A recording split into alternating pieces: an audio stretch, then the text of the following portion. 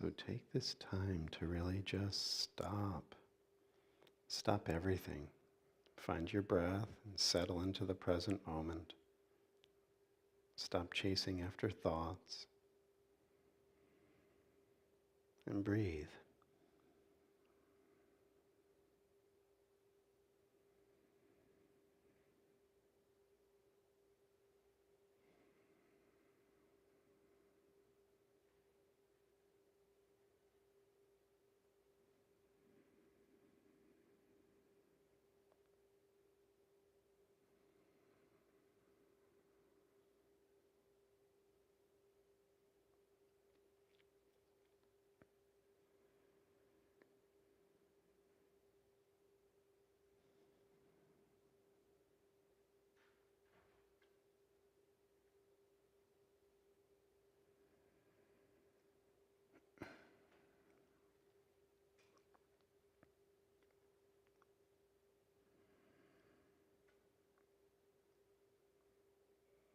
And begin to make this distinction between the one witnessing whatever's arising, bodily sensations, emotions, thoughts, and the objects that are arising within the mental field, the emotional body, or the physical body. You are the witness. That never changes.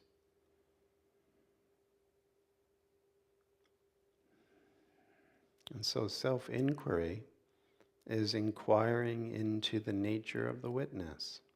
Who are you? What are you? What is your real nature? If you are not your thoughts, you're not your memories or story, you're not your emotional states, and you're not your body or your bodily sensations. Who's the witness?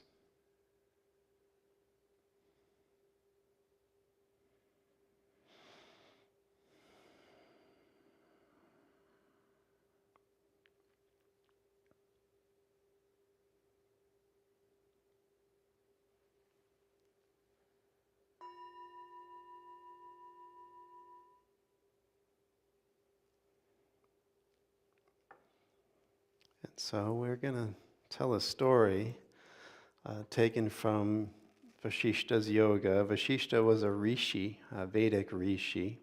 And if you're familiar with the Vedic tradition of ancient India, the Vedas were the most ancient stratum of sacred literature and ritual within ancient India. And Vasishta is one of the rishis, in other words, the illuminated sages, that according to lore, Vasishta was the mind-born son of Brahma. And Brahma is the local creator god within the metaphysics of the Vedic tradition. And so Vasishta's purpose for being created was to bring light to humankind. And in the Yoga Vasishta, which was written about 600 to 700 of the Common Era, Rama features as the protagonist of the story. And if you're familiar with any of the teachings of Rama, he's the incarnation of the god Vishnu, and celebrated to this very day all through India, Sri Lanka, Indonesia. And the famous epic of the Ramayana is the story of Rama and Sita and Hanuman. These are wonderful stories, packed with deep insights and mythological themes that are designed to open up the consciousness to the sacred. And in the Yoga Vasishta, we have young Rama. He's about 16 years old. He's the crown prince, and he's being instructed by the rishi. And the rishi's telling many stories to Rama. And they're all designed to bring Rama into self-realization, to illuminate Rama's mind. And this story, I think, is very fitting for our conversation this morning. You may have heard me tell this story before, but it's like everything else here is so jam-packed with nuance and meaning. We can go over this 100 times and it will ever be new. And the story is called The Great Forest. And it begins like this. O Rama, whatever might have been the origin of the mind and whatever it might be, one should constantly direct it towards liberation through self-effort. The pure mind is free from latent tendencies, and therefore it attains self-knowledge. So latent tendencies in Sanskrit, samskaras.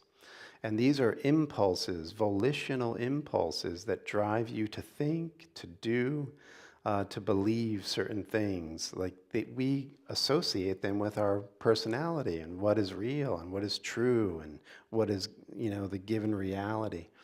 And samskaras are actually past ways of thinking and being and believing that we've accepted, and they carry a life of their own. They're mental formations.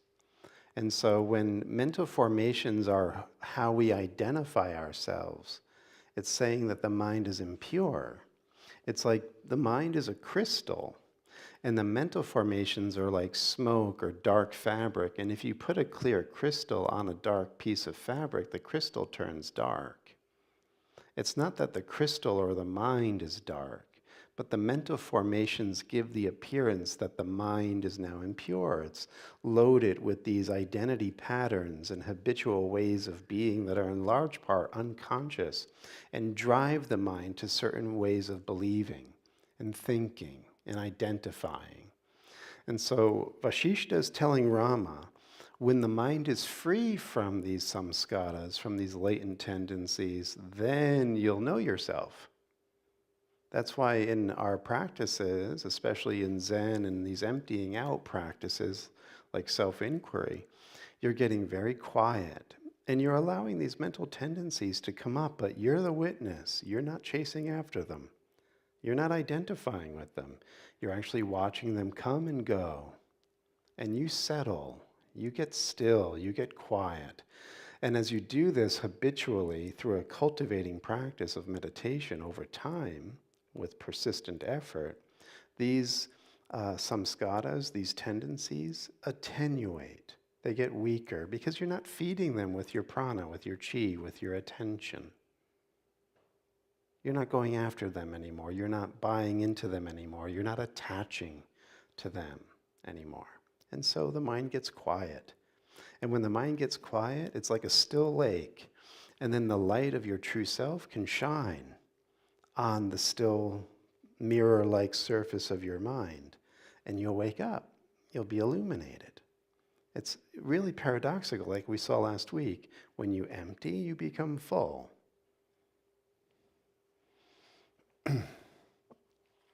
So, since the entire universe, Vasishta goes on to tell young Rama, since the entire universe is within the mind, the notions of bondage and liberation are also within it. So get this view. The Yoga Vasishta, the scripture that we're reading from ancient India, is within the classification of Advaita. And you've probably heard of Advaita Vedanta. Advaita means non-dual, and Vedanta, I don't want to give you too much of an intellectual lesson here, but Vedanta, you have Veda, right, which was the earliest substratum of sacred scripture and ritual in India, and then you have Anta, that makes up Vedanta. And what the Vedanta is are all the wisdom teachings that come at the end of this library of lore called the Vedas. So it's the last part of the Vedas, the Anta of the Vedas. And so Vedanta is what you'll get when you go through this lore and you get to the end. And so the Yoga Vasishta is within this tradition of Vedanta. And I'm going to give you another $10 word. Write it down and you'll impress your friends. This school that's coming from the Advaita Vedanta, the school itself is called Drishti Shishti Advaita.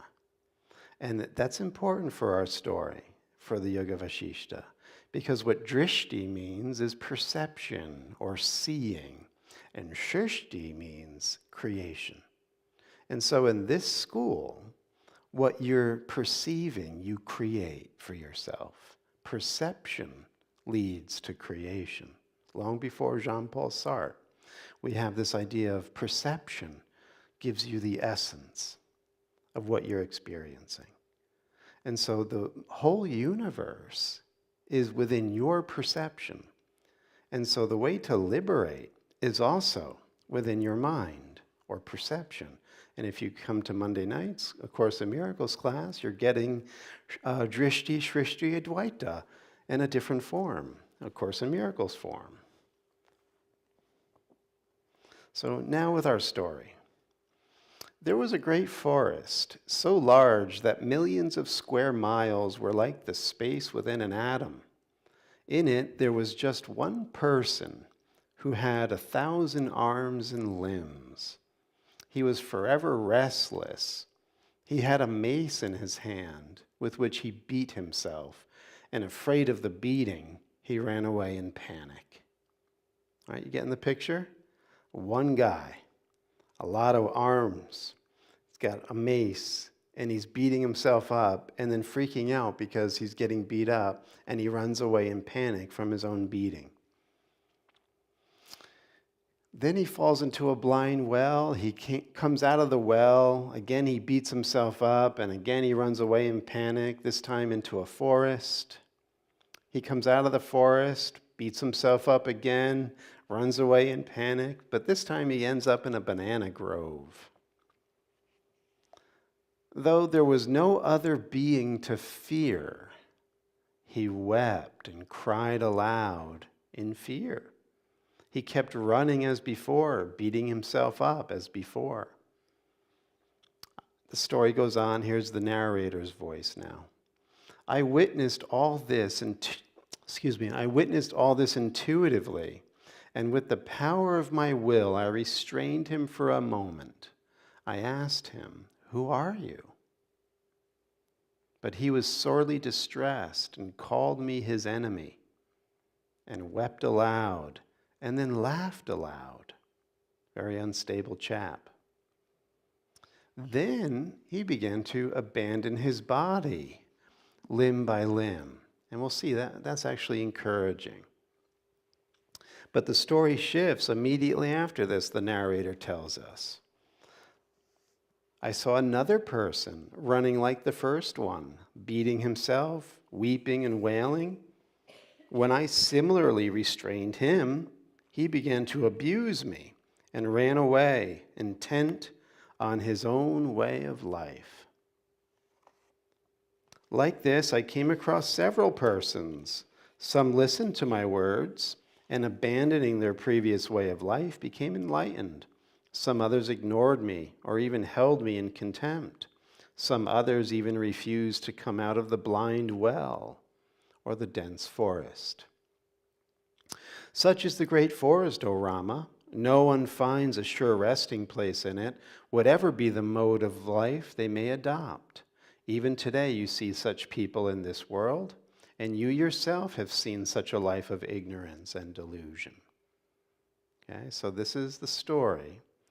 And what Vasishta will then go on to do, much like Jesus when he tells a parable, is he gives the meaning of all of this metaphor.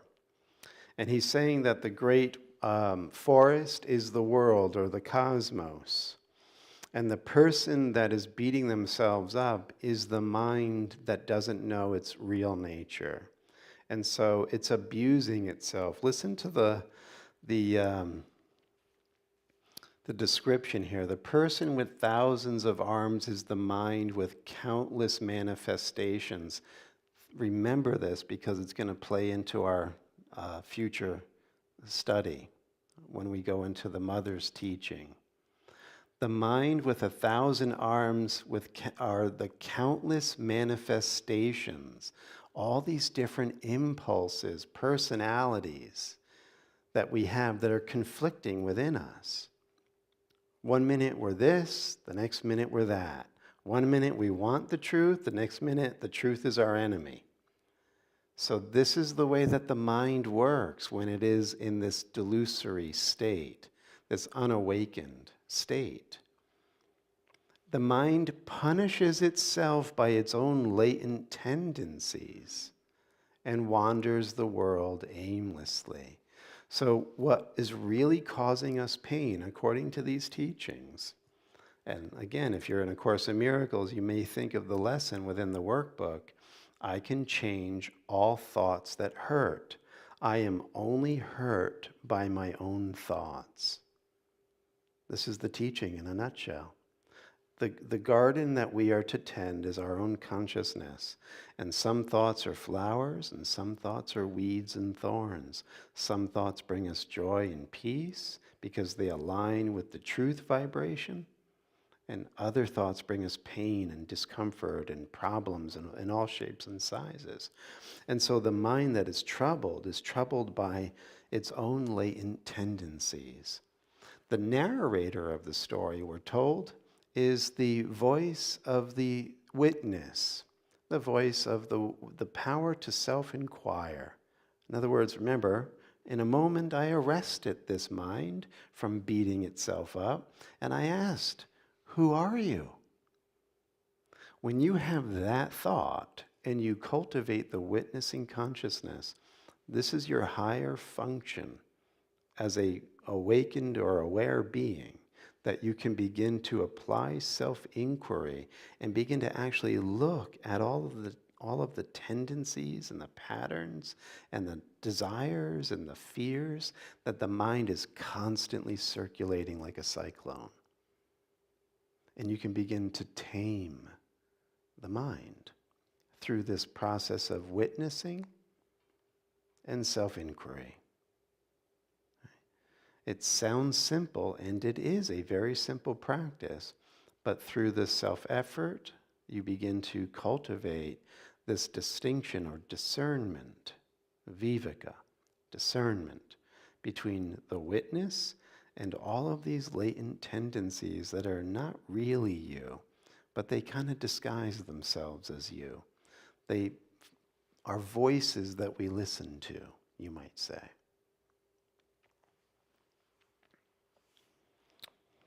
And what's also interesting within these teachings is because the mind is an eternal living entity, it will take many forms, and it will live and die as one form and pick up another form. You'll get this in the Bhagavad Gita. We're going to have a class on the Gita coming up in June. Krishna tells us in the Gita that that's the transmigrating soul. You are an eternal living entity. There's never a time you did not exist, and there's never going to be a time where you'll cease to exist. And so these impermanent bodily formations are temporary.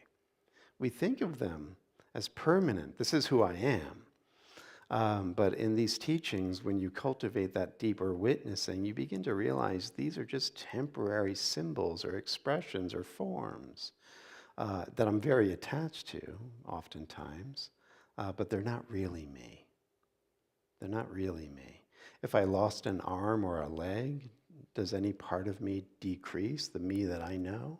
No, because I'm a consciousness entity. I'm not a physical entity. I'm experiencing the body, but I'm not the body. And that's what the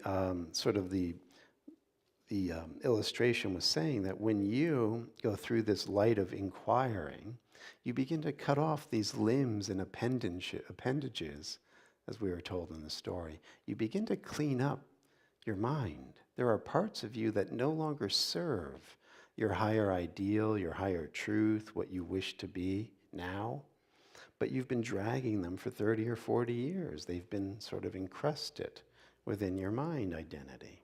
Now you can be rid of them, and you cut them off through the light of inquiry. The other important thing too in the story, it says that, when you go through this experience, sometimes you're in the well, sometimes you're in the forest, sometimes you're in the banana grove. In this tradition, you're never at your destination if it's some place within space and time, even heaven. In the Advaita Vedanta teachings or in Buddhist teachings or yoga teachings, even these more rarefied, blissful places within the higher dimensions of creation are temporary. The reason being is because you're not the form. You're beyond time and space and form.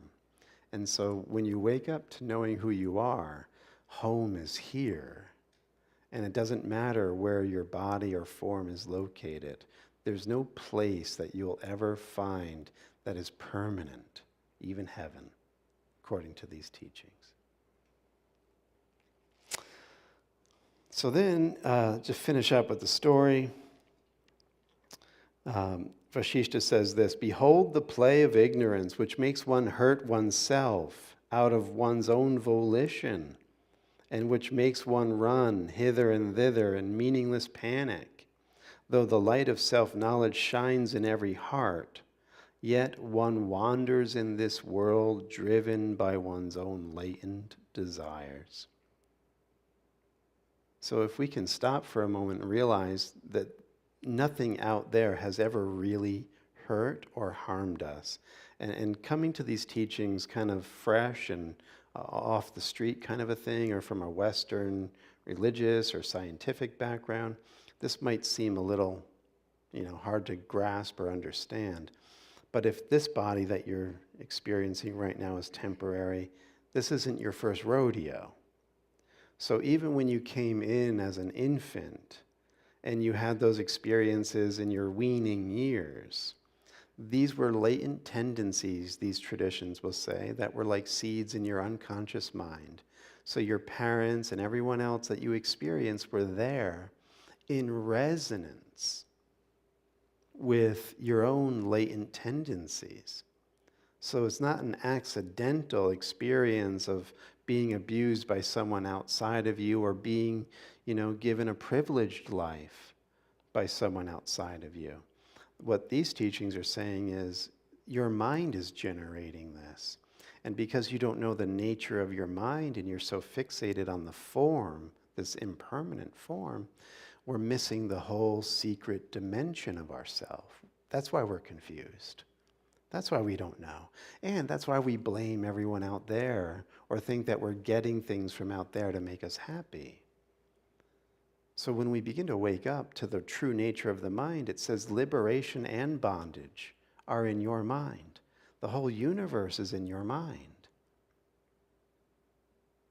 Right? And if this begins to spark something in you, and you begin to use these ideas as a way of discovery or inquiry, then they can become experiential.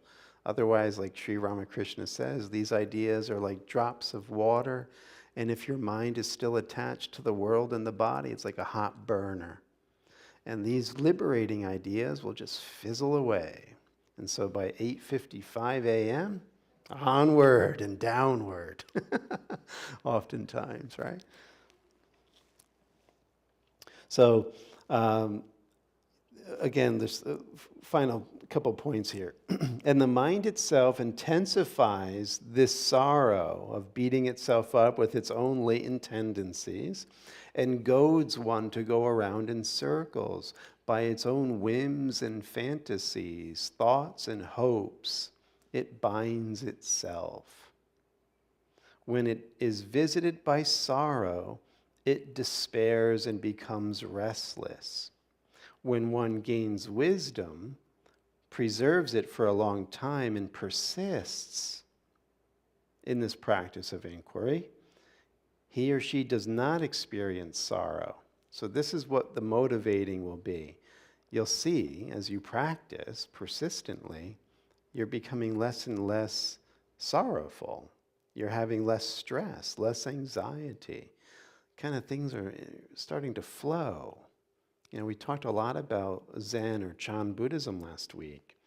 And remember, we said that it's very much in the tradition of Taoism.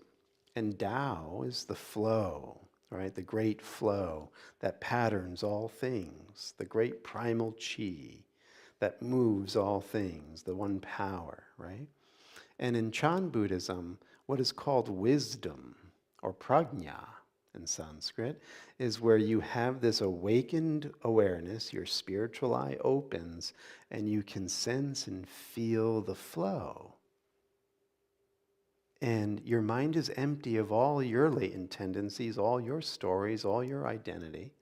And because of the wisdom that is able to get into the oneness of the flow, it knows just how to act, just how to move, just what to say, when to say it, sees things as they truly are, sees with this clear eye if one is also in the flow or if they're resisting the flow. And if they're resisting the flow, you intuitively know. So these are the tools that will naturally come online and will decrease your sorrow and enliven your joy, because you'll be grounding into what is truly real, getting out of fantasy, right? And reality is so satisfying. So finally here, an uncontrolled mind, listen to this carefully, an uncontrolled mind is the source of sorrow. Right? When it is thoroughly understood, when the mind is thoroughly known, sorrow vanishes like mist at sunrise.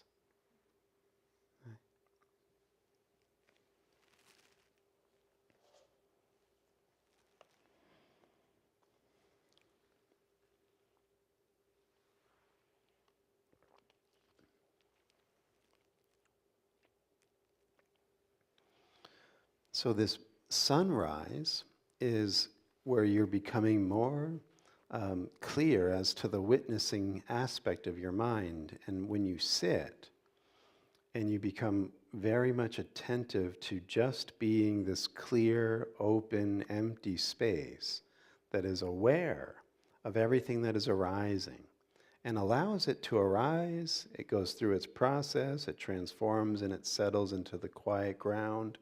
If you keep doing this over time, your mind, your witnessing state becomes very bright,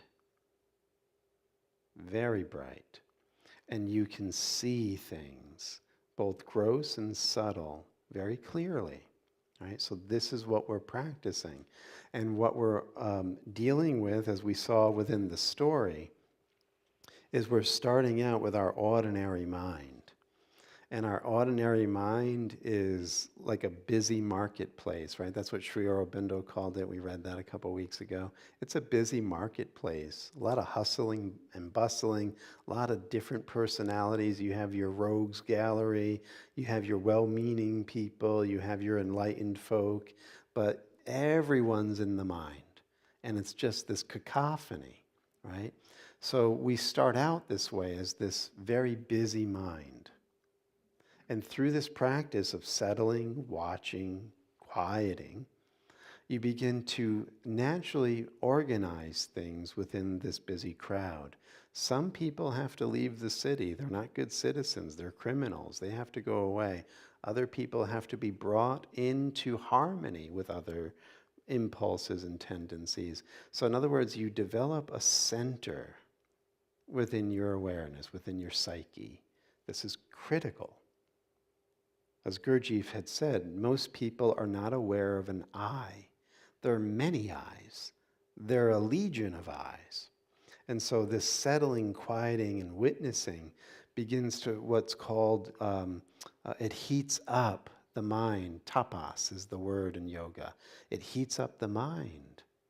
And like Gurdjieff said, this heat begins to fuse all of these voices, all of these different metallic substances begin to fuse and harmonize through this tapasya, through this heating up, this witnessing, persistent practice, right? And then the center becomes clear.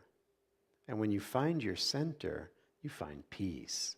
It's unshakable. Nothing in the world can trouble you because your center is not of this world. Again, all concepts. But if you find this is inspiring or motivating, or if you're already there and you're like, yeah, of course, these are all words of invitation or pointing out instructions. The choice is always yours. So here's something from Sri Aurobindo.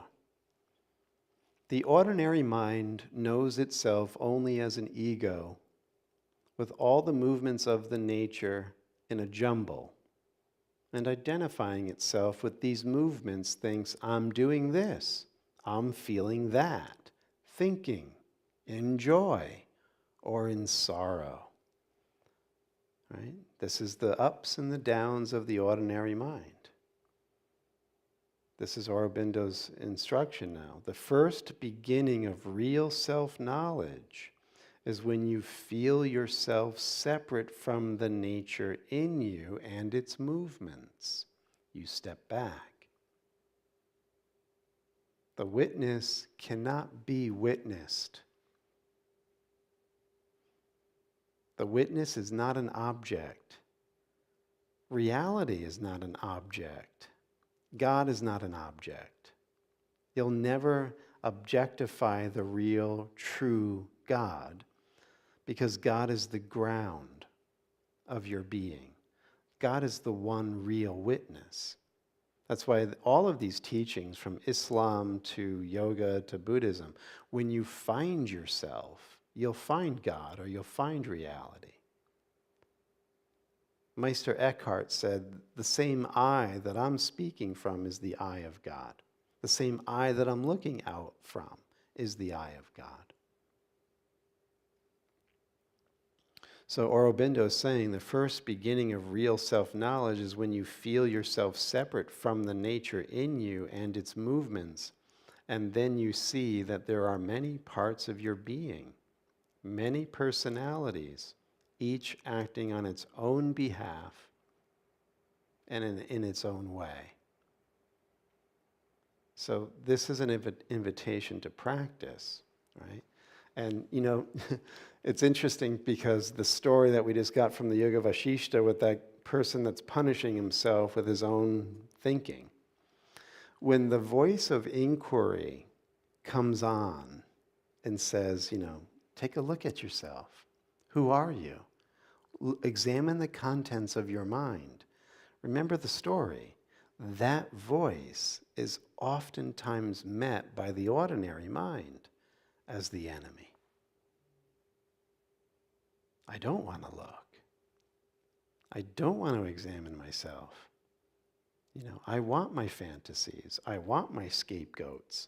I want the villains in my world to stay exactly as they are. I want to feel helpless. I want to feel hopeless. I want to feel sick. I want to hate my mother. I want to blame my children for not calling me. I like my story. It works. Don't mess with it. So the voice of inquiry is not always felt like a welcome visitor. It's oftentimes a light that comes on when you're trying to sleep, or an alarm that's going off that's really annoying. So you have to recognize that this is oftentimes what we'll face when we start out on this journey. How many times, Lee, we've had people come to our Monday night class over, past few years, and new faces will show up quite regularly. And then after class, oh my God, that was amazing. I really love that. Where can I get the book? And usually now, you go through the whole process, you show them the book, go on Amazon, blah, blah, blah. This has, happened many, many times. Never see them again. And it's kind of like a little bit of a joke that I have, a giggle inside, where it's like, oh, so you really like the class. Well, nice meeting you. Probably never get to see you again. This has happened all the time. I mean, I've been doing this since 2006. I can't tell you how many times. People love it, and they're on board, and they want it, and you never see them again. Because we have all these other personalities. So the one that's sitting here listening that loves it is a different personality than the one that's going to get in the car. And then the one that's going to go home and begins feeding the cat or the dog and begins processing the night and the conversation. Oh, yeah, I remember. And it's a different personality than the one that was sitting there loving it. And you have to begin to watch that. You're not one eye. You're a legion of eyes. And they all want different things. And the thing that you also get with this idea of samskara, these latent tendencies or impulses is they pull you. They're not just like thoughts. They're volitional, that means will-based impulses. So you'll naturally get the knee-jerk feeling of, I'm never going back to that class.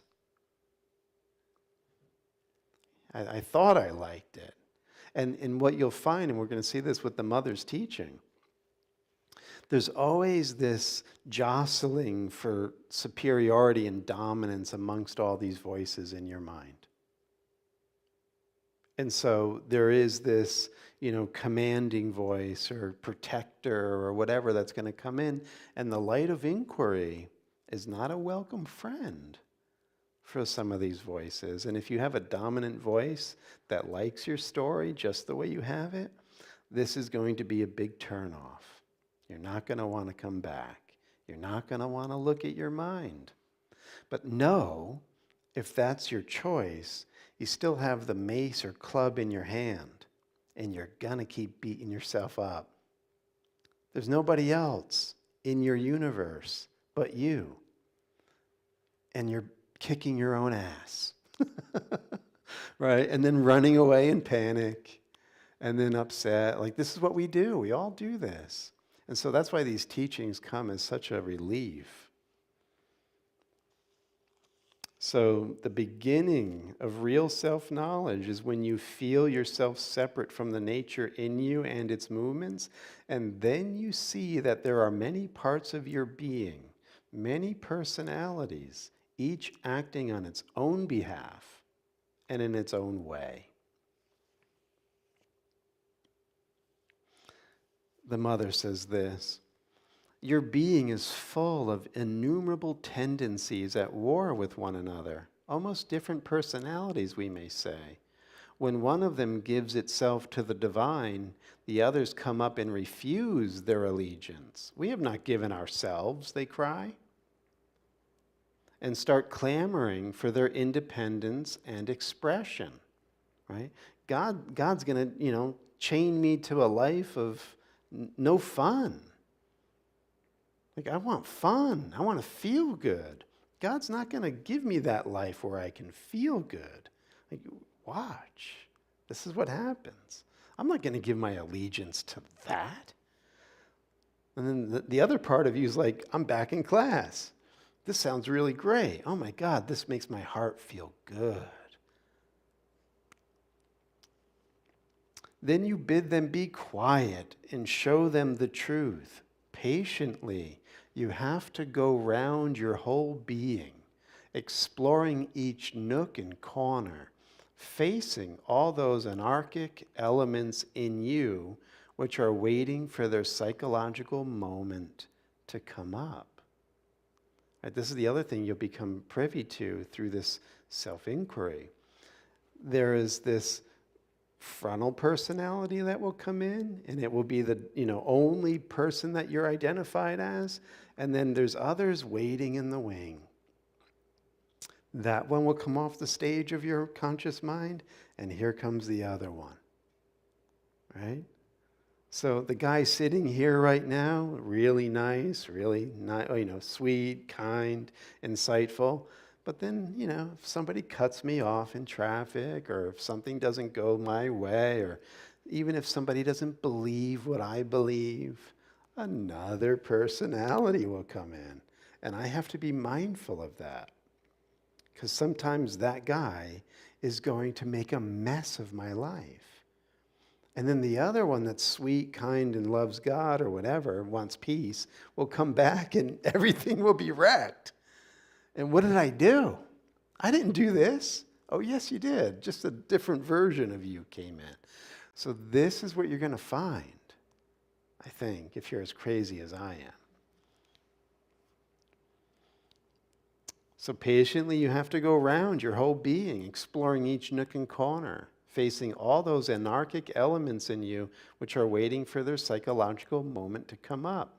And it is only when you have made the entire round of your mental, vital, right, your pranic, and physical nature, persuaded everything to give itself to the divine, and thus achieved an absolute unified consecration, that you put an end to your difficulties. Then indeed yours is a glorious walk towards transformation, for you no longer go from darkness to knowledge, but from knowledge to knowledge, light to light, happiness to happiness. In other words, you've put to rest all of these anarchic or war-based attitudes in your mind. And as a result of coming to inner peace, that light comes on, right? The pond is still. The mind is still and quiet. And now light is the norm. When it used to be darkness struggling for the light, now you're good. And more light's coming, more peace. It keeps getting brighter, right? So this is encouraging persistent, consistent effort, right? And you hear these teachings too, like, oh, it's effortless, and that is true. But to get to that effortless place, it's like, when a space shuttle has to leave the Earth's orbital field, magnetic field, gravitational field. It's meeting great resistance as it's reaching that part of the Earth's magnetic field and gravitational field. And so effort, a lot of jet propulsion is needed to get through that. And then once you've popped that gravitational membrane, you're out. There's no more pull back down. That's what the mother's saying. So you get to a point in your practice where the mental resistance is done. And now you're in this open space of peace.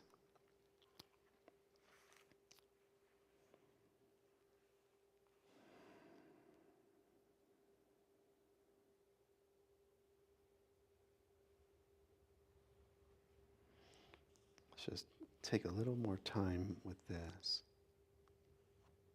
So to work for your perfection, the first step is to become conscious of yourself, right? That's what we're saying. Witnessing your mental state, your emotional state, your posture, your physical sensations, what you're telling yourself, what you believe. You just become watchful. You must learn to distinguish these different parts of yourself from one another so that you may become clearly aware of the origin of the movements that occur in you, the many impulses, reactions, and conflicting wills, right? Volitional impulses that drive you to action.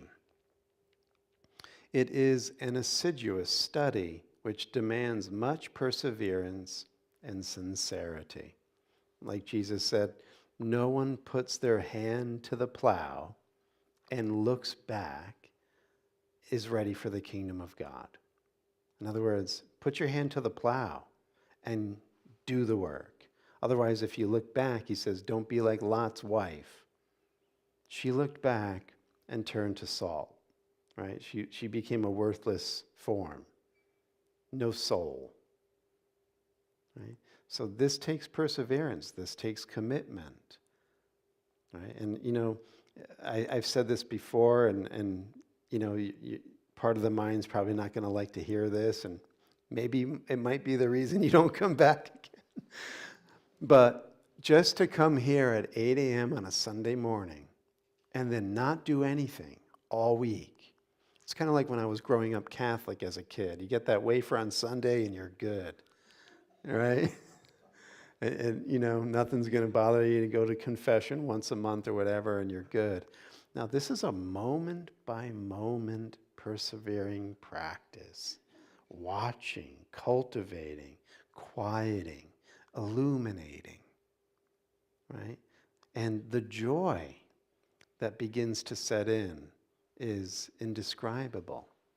But in the beginning, great willingness oftentimes is the key ingredient. You must learn to distinguish these different parts one from another so that you may become clearly aware of the origin of the movements that occur in you, the many impulses, reactions, and conflicting wills that drive you to action. It is an assiduous study which demands much perseverance and sincerity. For a person's nature, especially his mental nature, has a spontaneous tendency to give a favorable explanation for everything he thinks, feels, says, and does. It is only by observing these movements with great care, by bringing them, as it were, before the tribunal of our highest ideal, with a sincere will to submit to its judgment, that we can hope to form in ourselves a discernment that never errs. In other words, we have to be firm with ourselves. We have to be brutally honest with ourselves, right? So, I was just saying that sometimes I get into a tangle and, my belief differs from someone else's belief. And at the moment, that person that's speaking knows. I mean, come on. It's me. I know.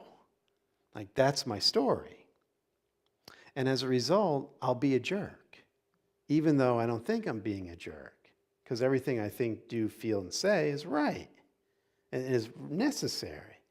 But it's only upon quieting down and examining who I showed up as at that moment, and to get behind the other person's eyes and to look at me from their position. What an idiot. What a, arrogant. I want to say it, but I can't. I'm in church. Right? So this is where you're brutally honest with yourself, because you're going to see that even these parts of you that you think are fully justified and clearly in the know are oftentimes just arrogance and not really knowing. As it says, when you really know, it's like your bucket is full and you don't make any noise. Only when a bucket is half full and you carry it, it's sloshing around and it makes a lot of noise.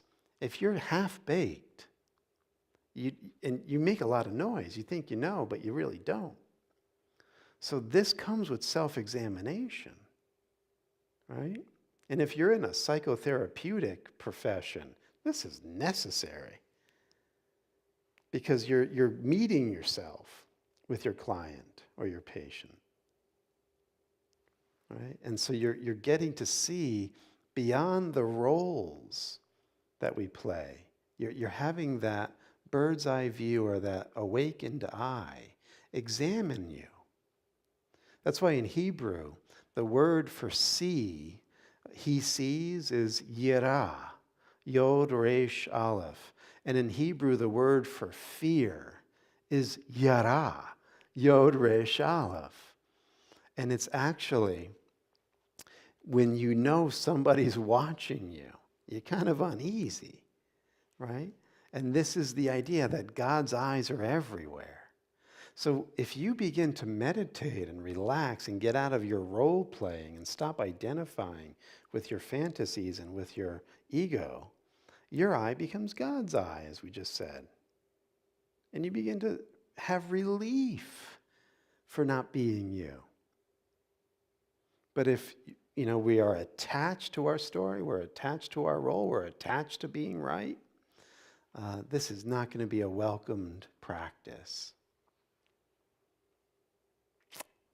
Finishing here. Once you are conscious, it means that you can distinguish and sift things. You can see which are the forces that pull you down and which help you on. And when you know the right from the wrong, the true from the false, the divine from the undivine, you are to act strictly up to your knowledge. That is to say, resolutely reject one and accept the other. The duality will present itself at every step, and at every step, you will have to make your choice. Right? It's not a Sunday affair. You will have to be patient and persistent and vigilant. Sleepless, as the adepts say. You must always refuse to give any chance whatever to the undivine against the divine.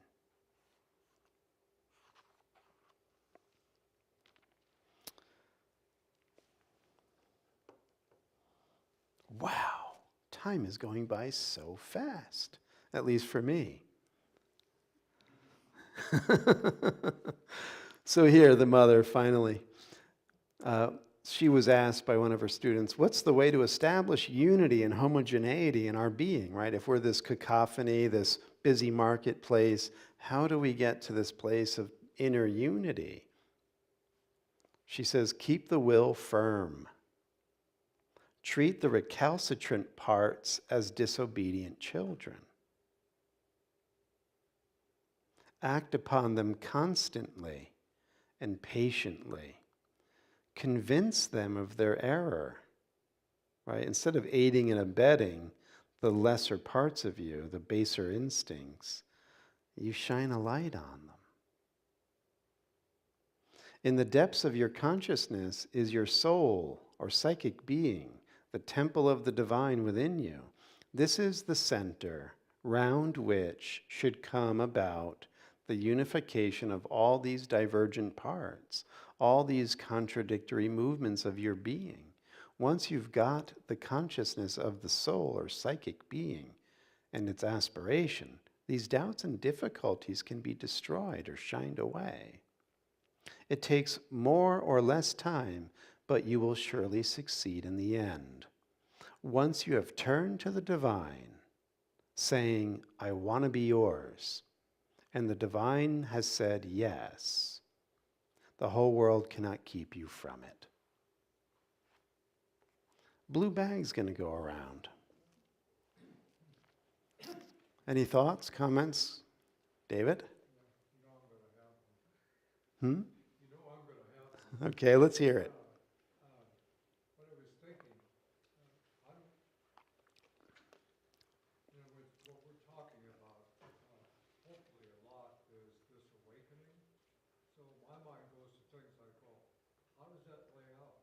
That's my personality. What's the road to get there? And what I've noticed, kind of as a companion to what we're doing here, is the Zen class on Tuesday night. It invites a lot of conversation. People make comments. In fact, I think more so there than has been my experience, in these messages. And I think how vital that is to have the talk, to have the communion with like-minded people. Yeah. Because what I've experienced is that when you give yourself to this, you're working on, in a larger sense, you're working on a road to be awakened. Yes. And one kind of cliche is that it works if you work it. Yeah, and like you're saying, David, the community is really important because then you get around like-minded people, creates that synergy, it encourages you, it really awakens parts of you that maybe you had blind spots, and interacting with other people, they shine light on where you couldn't see yourself before. And so yeah, there's a definite benefit to Sangha. That's the idea. Remember, it works if you work it. It works if you work it. Let's bless the offering. We just intend that this is used in whatever form to bring about an awakened state so that we all may recognize our true wisdom and our true happiness. And so it is. Amen. Thank you. Final thoughts, comments, questions? Good? Okay, let's seal the deal.